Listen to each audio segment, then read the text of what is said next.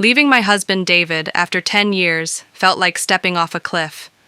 The quiet in Julian's apartment, the new man, was different. With David, silence was heavy, full of things we didn't say. With Julian, it was just empty. I'd actually done it.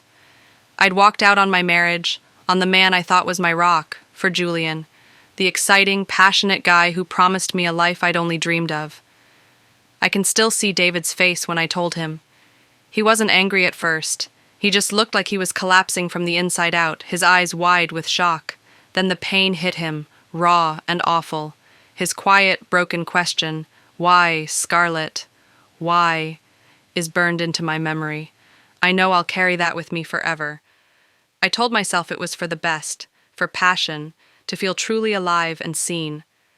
I thought telling David and leaving was the hardest part. I was wrong. So wrong. If you think you know how these stories go, regret, or maybe finding true happiness, you have no idea. What happened next still shocks me, and I'm the one who lived through it. My marriage to David hadn't imploded overnight. It was a slow erosion, like a river carving a canyon, so gradual you barely notice until you're standing on the precipice of a vast emptiness. We were college sweethearts, the kind of couple everyone envied. He was steady, kind, ambitious in a quiet, determined way. I was more restless, always seeking the next vibrant color in a world I sometimes found too muted. For years, his calm centered my chaos. We built a life, a nice suburban house, 2 cars, dinner parties, talk of starting a family that somehow always got pushed to next year. The cracks started small. The way his eyes would glaze over when I talked about my desire to travel to more adventurous places than our annual beach vacation. The way my heart would sink a little when I'm tired became the standard response to any suggestion of spontaneity. We stopped talking, really talking. Our conversations became transactional. Bills, groceries, whose turn it was to take out the trash.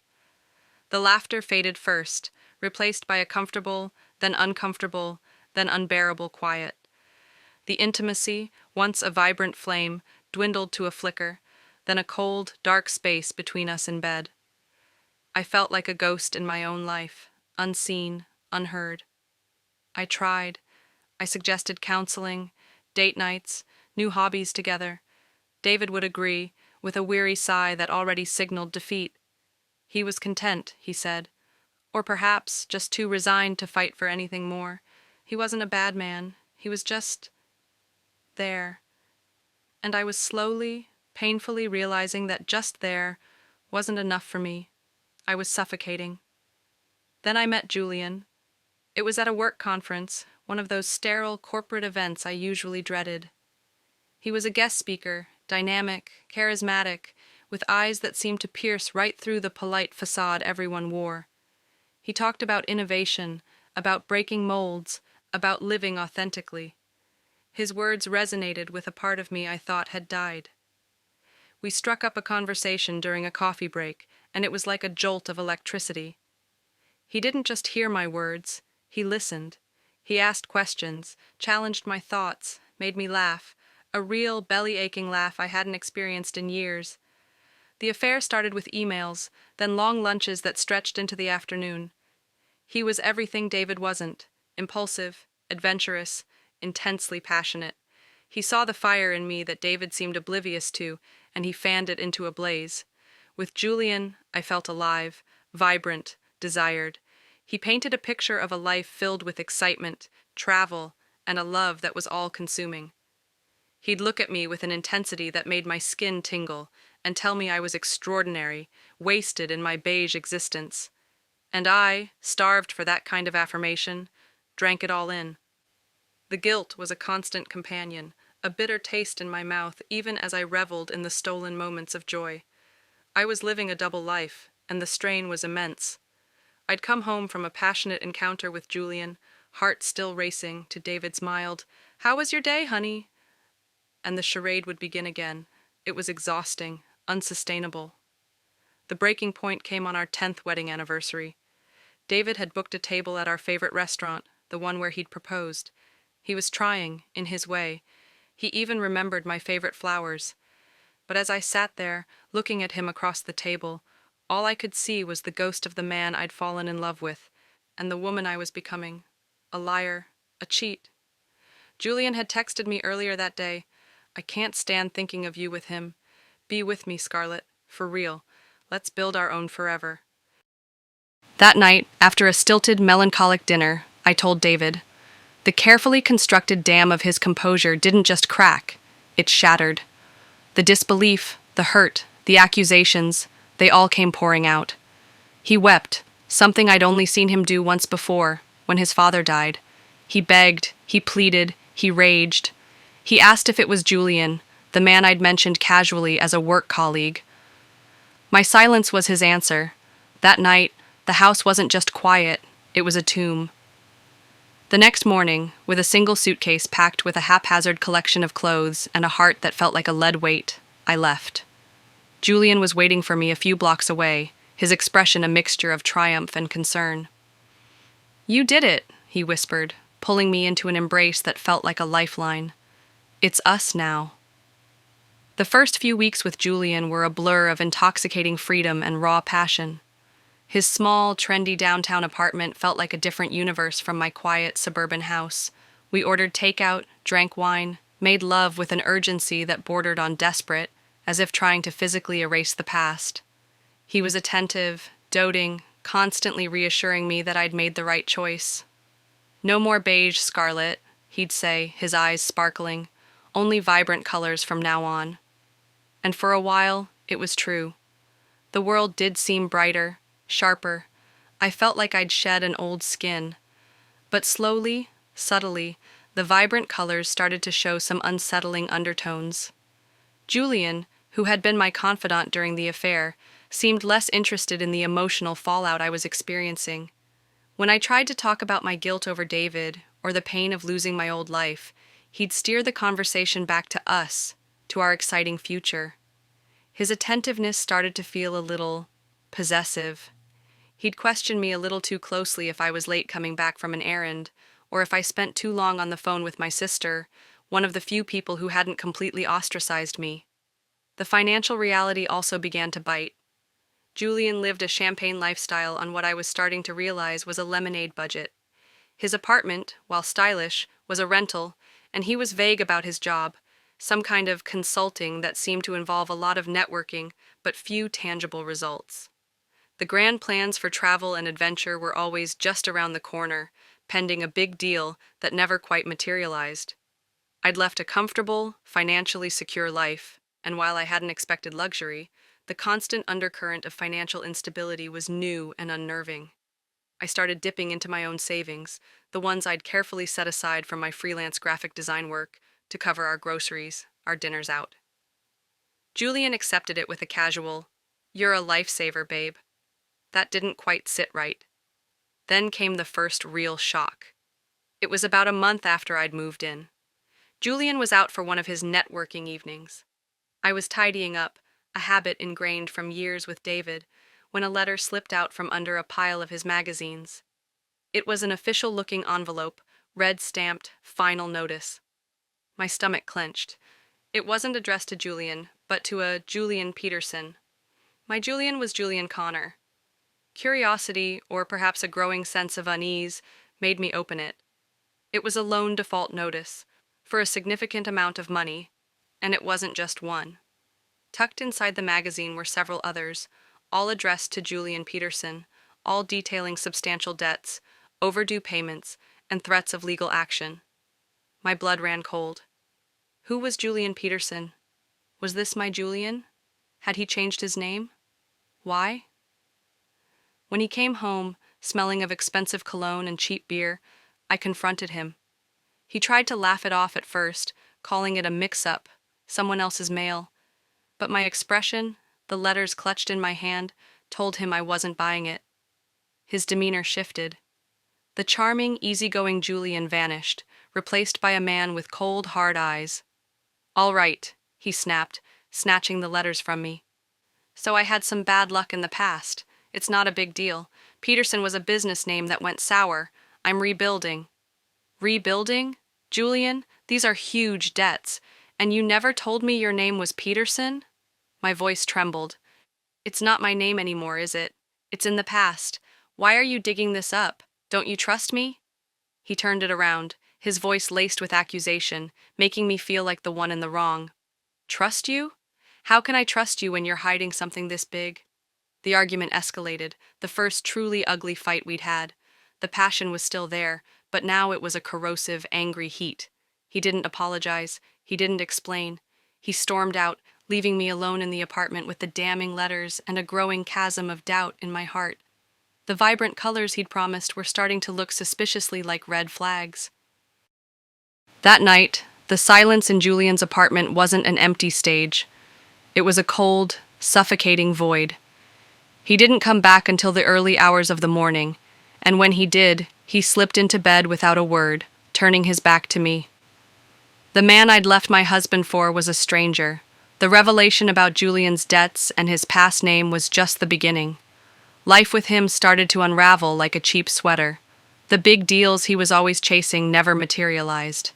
His consulting work seemed to consist mostly of schmoozing at bars and accumulating more expenses, which he'd casually expect me to cover. My savings dwindled at an alarming rate.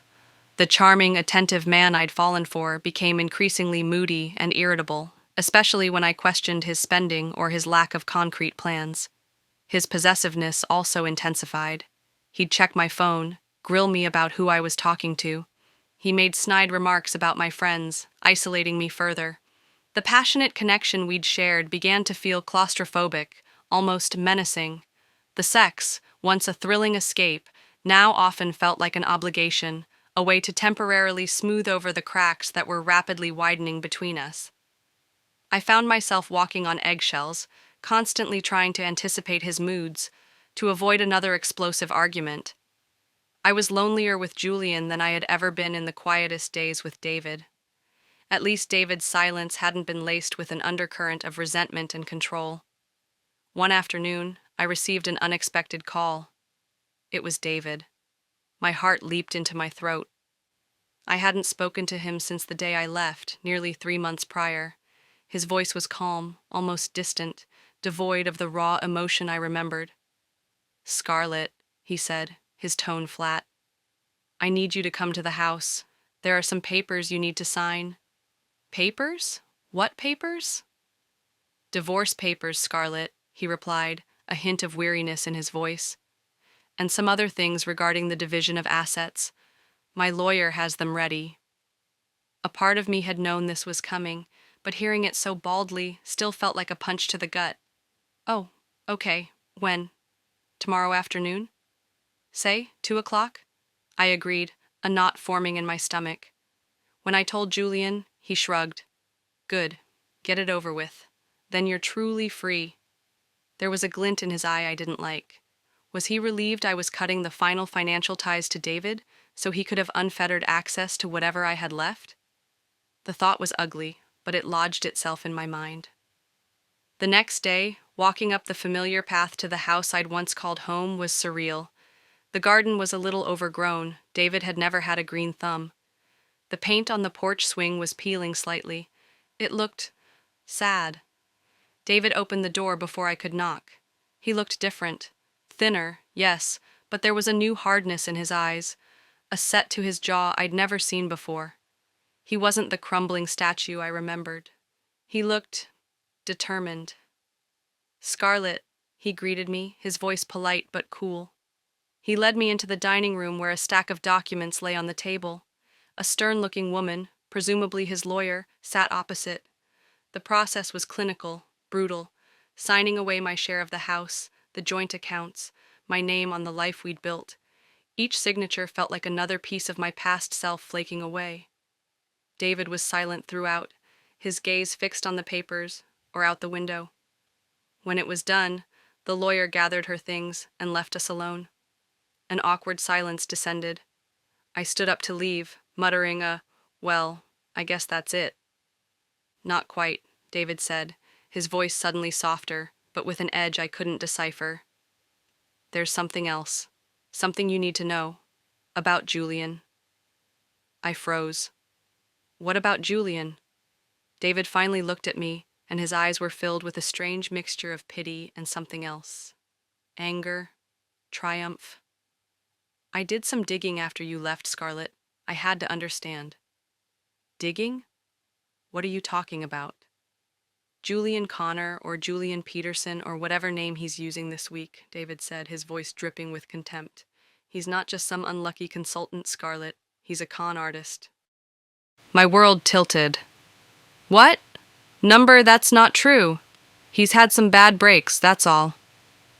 Even as I said it, the words sounded hollow. David let out a short, harsh laugh. Bad breaks? Scarlett, he has a pattern. He targets women. Vulnerable women. Women in unhappy marriages. Women with access to money. He charms them, seduces them, isolates them from their support systems, and then he bleeds them dry. He slid a folder across the table. My hands trembled as I opened it. Inside were printouts, articles, social media profiles under different names, even a mugshot, Julian, looking younger, angrier, but unmistakably him. There were testimonies from other women, their stories chillingly similar to mine, the whirlwind romance, the promises of a grand future, the slow drain of finances, the emotional manipulation. One woman had lost her house, another, her entire retirement fund. I sank into a chair, my legs unable to support me. The room spun. This couldn't be real. The man I loved, the man I'd destroyed my life for. He's done this before, Scarlett, David continued, his voice relentless. Multiple times, different cities, different names. He's good at it. He knows how to find the cracks and pry them open. Why are you telling me this? I whispered, staring at the mugshot. Julian's eyes, even in the grainy photo, seemed to mock me. Because, David said, and for the first time, a flicker of the old David, the kind David, surfaced in his eyes. Despite everything, I don't want to see you completely destroyed. You made a terrible mistake, Scarlett, but you don't deserve this. He gestured to the folder. He'll take everything you have, and then he'll disappear, just like he did with them. I felt sick. The passion, the adventure, the vibrant colors, it had all been a meticulously crafted illusion. I wasn't seen, I was targeted. I wasn't liberated, I was ensnared. What do I do? The question was a barely audible breath. David sighed, running a hand through his hair. He looked tired, older than his years. That's up to you, Scarlett. I've given you the information. He's dangerous. Not physically, perhaps, but he'll ruin you. You need to get away from him. He paused, then added, The house. I'm selling it. I can't live here anymore. But I made sure you got a small settlement from the equity, despite everything. It's not much, but it's enough to get you on your feet, if you're smart about it. The lawyer has the details. I stared at him, speechless. After what I'd done, after the pain I'd caused him, he was helping me? Why, David, I finally managed. After everything? He looked away, towards the garden. Maybe because a part of me still remembers the woman I married, not the one who left. Or maybe, he gave a wry, sad smile, maybe I just don't want him to win completely. The second shock wasn't just that Julian was a con artist. It was David's unexpected, almost noble gesture. The man I'd dismissed as boring, as stagnant, had shown more strength and compassion than the charismatic lover I'd idolized. The irony was a bitter pill. I left David's house in a daze, the folder clutched in my hand like a toxic artifact. The small sum of money he'd arranged was a lifeline, but the knowledge of Julian's deception was an anchor, threatening to pull me under. When I got back to Julian's apartment, I couldn't even think of it as our apartment anymore. He was there, lounging on the sofa, flicking through channels. He looked up, a smirk playing on his lips. So, officially a free woman, huh? Did you get anything out of the old bastard? His casual cruelty, the avarice in his eyes, suddenly snapped everything into sharp, horrifying focus. The charming facade I'd fallen for was paper-thin, and now I could see the monster underneath. David's words, The faces of the other women in that folder echoed in my mind. This was the moment, the climax of my self-made disaster. I didn't answer his question. I walked over to the coffee table and dropped the folder in front of him. "Who is Julian Peterson?" I asked, my voice surprisingly steady, cold. He glanced at the folder, then at me, his eyes narrowing. "What's this? More of your snooping?" "David knows, Julian. He knows everything. About your past, about the other women, about who you really are." The color drained from his face.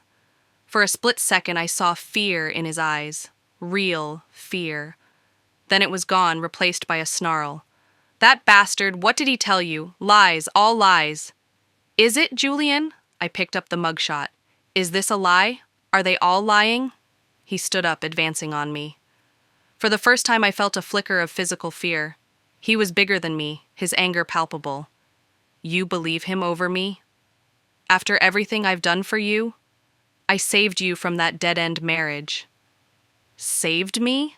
I laughed, a hysterical sound. "You targeted me. You used me, just like all the others." His face contorted with rage. "You ungrateful bitch. I gave you excitement, passion, something your pathetic husband never could." "You gave me illusions, Julian. You're a parasite." He raised his hand and I flinched, bracing for a blow. But it never came. Instead, his expression shifted again, becoming calculating, cold. "You know what, Scarlett? You're right," he said, his voice suddenly calm, chillingly so. "You were an easy mark. So desperate for a little attention, you couldn't see what was right in front of you. And David? Predictable. Of course he'd play the white knight." Pathetic. He walked towards the bedroom. "I'll be gone in an hour. Don't expect to see a dime of your precious money back. Consider it payment for services rendered." He smirked. "And for the education." He was true to his word. Within the hour he was gone, taking with him a few expensive items I now realized I'd paid for, and any lingering shred of my naivety. The apartment, once a symbol of my passionate escape, now felt tainted, a crime scene. The silence that descended then was the most profound of all. It wasn't the smothering silence of my marriage, nor the empty stage of early days with Julian, nor the cold void after our first fight. This was the silence of utter devastation, the silence of rock bottom. What happened next wasn't a dramatic confrontation or a tearful reunion with a forgiving David. That would be the stuff of movies. Real life is messier, quieter in its reckonings. The shocking part wasn't just Julian's villainy or David's unexpected grace. The truly shocking part was the brutal, unflinching look I had to take at myself. I had been so focused on what I wasn't getting from my marriage that I failed to see what I had. I'd craved passion and excitement so badly that I'd mistaken manipulation for love, a predator for a savior. I wasn't just a victim of Julian. I was a willing participant in my own downfall, blinded by my own dissatisfaction, and a romanticized notion of what true love should feel like. David wasn't perfect, our marriage wasn't perfect, but he was a good man, an honest man. I had traded authentic, albeit flawed, connection for a dazzling hollow counterfeit. The money David had arranged was enough for me to get a tiny studio apartment in a less fashionable part of town. It was a humbling experience. I spent weeks just existing. Number the shame was a heavy cloak. I had to tell my sister everything, and while she was supportive, the pity in her eyes was hard to bear. My few remaining friends, when they heard the full story, mostly just shook their heads. I had torched my life, and the rebuilding felt monumental. I started therapy, unpacking years of my own insecurities, my unrealistic expectations, my role in the breakdown of my marriage, and my susceptibility to someone like Julian. It was grueling, painful work. There were days I didn't want to get out of bed, days the weight of my mistakes felt crushing. Slowly, very slowly, things began to shift. I threw myself into my freelance work, finding solace in creativity and the small satisfaction of earning my own way, truly on my own. I started volunteering at an animal shelter. The unconditional affection of the dogs was a balm to my bruised soul. I never saw Julian again. I sometimes wondered if he was out there, charming another unsuspecting woman. The thought made me feel cold. I considered going to the police, but David's lawyer had advised it would be a difficult case to prove. He said, she said, civil matter more than criminal, unless other victims came forward en masse. It was a bitter pill, knowing he was likely still preying on others. And David? I saw him once, months later, by chance, at a coffee shop. He was with someone, a woman who was laughing, her eyes bright. He looked happy, genuinely happy. He saw me, and for a moment, our eyes met. There was no anger, no pity, just a polite, distant nod. And then he turned back to her, and they continued their conversation. It stung, a sharp, surprising pang of what I'd lost, what I'd thrown away. But it was also a closure of sorts. He had moved on. He deserved to. The most shocking thing, the thing that still sits with me every day, isn't just the betrayal or the loss. It's the realization of my own capacity for self-deception. It's understanding that the desire for more can sometimes lead you to settle for so much less, dressed up in a glittering disguise. My life now is quiet. It's not the vibrant, passionate adventure Julian promised, nor is it the comfortable predictability I had with David. It's something new, something I'm building from the ground up, on a foundation of hard-won, painful truths. I'm more cautious now, more introspective. The scars are still there, a roadmap of my mistakes. I don't know if I'll ever trust someone fully again, or if I even deserve to, but I'm learning to trust myself, learning that true strength isn't about finding a rescuer, but about rescuing yourself, even when you're the one who lit the fire. So, if you're reading this, perhaps unhappy in your own situation, dreaming of a grand escape, be careful what you wish for. Be careful who you trust. And most importantly, be honest with yourself. Because sometimes, the most shocking revelations are the ones we find within our own hearts, after the glitter has faded and we're left alone in the debris of our choices. My affair didn't just end a marriage, it nearly ended me. And the path back has been the hardest journey of my life.